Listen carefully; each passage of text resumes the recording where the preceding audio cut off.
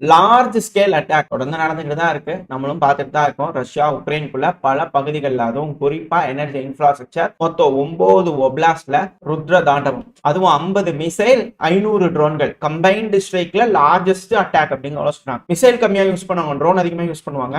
ஆனா இப்ப மிசைலும் குறைவில்லாம யூஸ் பண்ணிக்கிறாங்க, ட்ரோன்களும் குறைவில்லாம யூஸ் பண்ணிக்கிறாங்க. பல பகுதிகள் சூறையாடப்பட்டிருக்கு. இதுல லிவிவ் பகுதி இருக்கிறதுலயே உக்ரைனோட மேற்கில் இருக்கக்கூடிய பகுதி, அதுவும் இந்த லிவிவ் லூட்டஸ்க்கு வந்து பண்ண போலாண்டுக்கு அருகே, மிக மிக அருகே இருக்கக்கூடிய பகுதி. போலாண்டு அவங்க வச்சுக்கலாமா அப்படின்னு யோசிக்கக்கூடிய பகுதியும் கூட.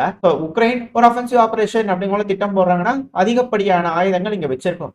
ஏர் டிஃபென்ஸ் சிஸ்டம், இது போல பல விஷயங்கள், ரேடார்ஸ், சர்வைலன்ஸ், இது போல பல விஷயங்கள் மேற்கு நாடுகள், அதுவும் குறிப்பா போலாண்டு அவங்களோட பார்டர்ஸ் எல்லாம் ப்ரொடெக்ட் பண்ணும் அப்படின்னா நேட்டோ நாடுகள் களமிறங்குறாங்கன்னா இந்த லிவிவ் பகுதி, லுட்டஸ்க் பகுதி, இந்த ஏரியாலாம் வந்து பாத்தீங்கன்னா அதிகமா அவங்களோட ரிகானிசான் படை வீரர்கள், ரேடார்ஸ், இது போல பல விஷயங்கள் வந்து பண்ண இன்ஸ்டால் பண்ணும். அப்பதான் அவங்க உள்ள என்டர் ஆகுறாங்க அப்படிங்கும் போது பண்ண அவங்களோட பகுதிகளை ப்ரொடெக்ட் பண்ண முடியும்.